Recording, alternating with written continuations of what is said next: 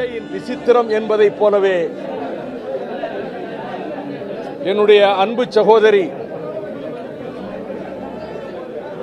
வீரத்தாய் வேலு நாச்சியாரினுடைய மறுவடிவமாக பல நிகழ்வுகளிலே என் மனதிற்குள் மதித்த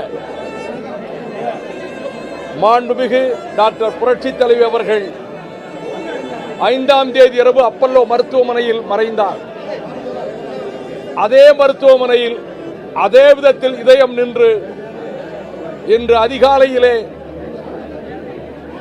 இலக்கிய துறையில், எழுத்து துறையில், இதழியல் துறையில் வித்தகராக திகழ்ந்த, விமர்சன எழுத்தாளராக திகழ்ந்த, நாடகத்துறையில் அதிசயங்களை நிகழ்த்திய,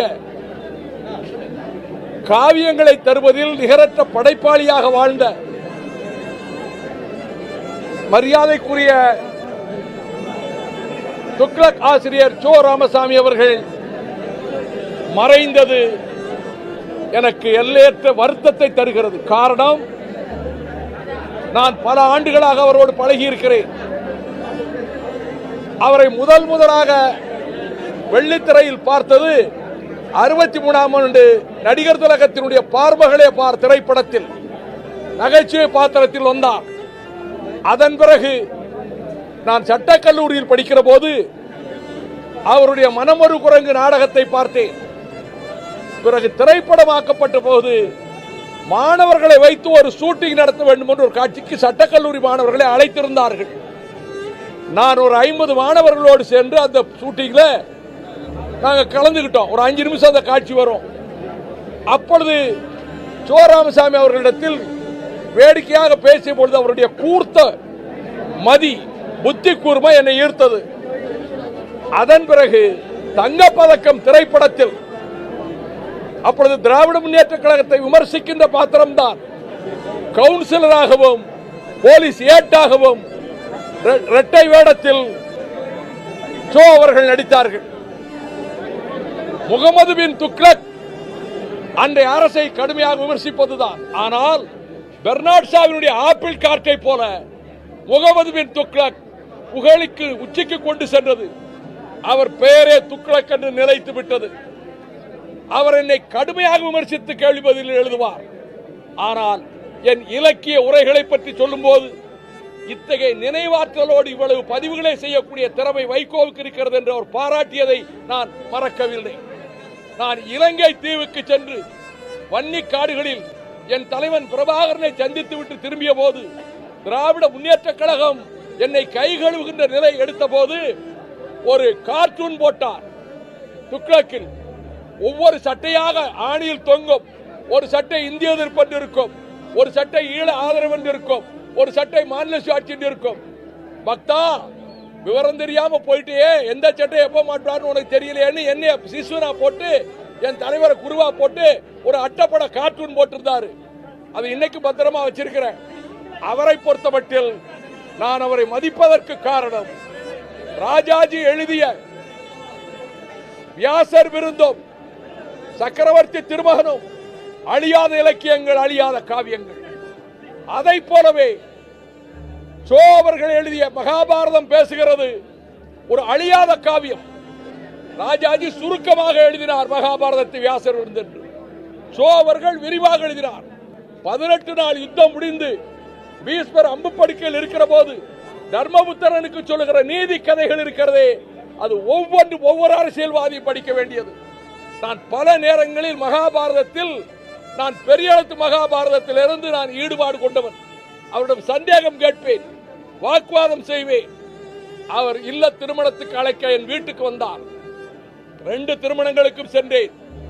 எல்லாவற்றை விட மிக முக்கியமானது 1998 அதிமுகவோடு அடல் பிகாரி வாஜ்பாய் அவர்களை ஆதரித்து நாங்கள் கூட்டணி வைத்தோம்.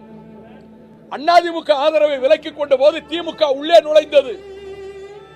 திடீரென்று நான் விலகி சென்று விட முடிவெடுத்தேன். அப்பொழுது என் வீடு தேடி வந்தார் ஜோ அவர்கள். குருமூர்த்தி அவர்களோடு வந்தார். வாஜ்பாய் உங்கள் மீது உயிரையே வைத்திருக்கிறார், திமுக சேர்ந்ததனால் நீங்கள் விலகக்கூடாது என்று 1 மணி நேரம் ஜோ அவர்களும் குருமூர்த்தி அவர்களும் என்னிடத்திலே பேசினார்கள். நான் ஒப்புக்கொண்டேன். இன்னொரு மிக முக்கியமான ஒன்றை சொல்ல விரும்புகிறேன்.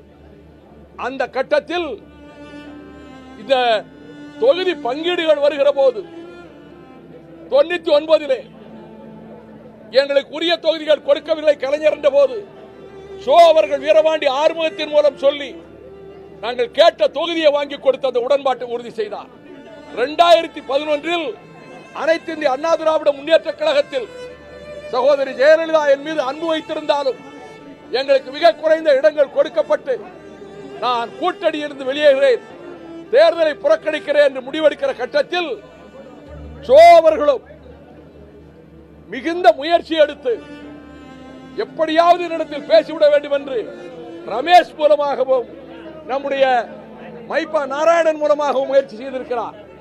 துக்ளக் ரமேஷ் என் உயிர் நண்பர், ஒவ்வொரு காலகட்டத்திலும் வந்து சொல்வார், எனக்கு இது தெரியாது. தினமணி வைத்தியநாதன் சொன்னார், இன்னும் சில இடங்களை கொடுத்து உங்களை கூட்டணியில் தக்க வைத்துக் கொள்ள வேண்டும் என்று நாங்கள் முயற்சித்தோம், நீங்கள் தொலைபேசி இணைப்பையை துண்டித்து விட்டீர்கள். ஷோ அவர்கள் எனக்கு ரொம்ப ஆச்சரியமாக இருந்தது. ஷோ என்னுடைய விடுதலை புலிகள் பிரச்சனையில் கடுமையாக என்னை விமர்சிப்பவர், ஆனால் மற்ற சில பிரச்சனைகளில், இலக்கியங்களில், இதிகாசங்களில் நான் அவரிடத்திலே உடன்படுகிறவன். அவர் என்னை கூட்டணியில் இருந்து வெளியே போக விடக்கூடாது என்று முயற்சித்தது எனக்கு அதிர்ச்சியாகவும் ஆச்சரியமாகவும் இருந்தது. அப்படி என்றால் உள்ளூரை என் மீது அன்பு வைத்திருந்திருக்கிறார். தனிப்பட்ட கொள்கையிலே அவருக்கு வேறுபாடு இருந்தாலும் வைகோ என்ற மனிதன் மீது அவர் அன்பு வைத்திருக்கிறார் என்பதை இன்றைக்கு நன்றி உணர்வோடு எண்ணி பார்க்கிறேன். அவர் அப்பல்லோ மருத்துவமனை இருந்த போதெல்லாம் போய் பார்த்திருக்கிறேன். அவர் அலுவலகத்துக்கு சென்று ரமேஷ் அவர்களோடு பாதித்திருக்கிறேன். ஆனால் இப்பொழுது சகோதரி ஜெயலலிதா அவர்களை மருத்துவமனைக்கு பார்க்க போற போது அதே மருத்துவமனையில் ஷோ அவர்கள் இருந்தார் என்பது எனக்கு தெரியாது. தெரிந்திருந்தால் பார்த்திருப்பேன். ஒன்று மாத்திரம் சொல்லுகிறேன், எழுத்தாளனுக்கு மரணம் கிடையாது, படைப்பாளிகளுக்கு மரணம் கிடையாது. உடல் நலிந்த போதும் அவர் எழுதுகோல் ஓயவில்லை, அவர் எழுத்து நிற்கவில்லை.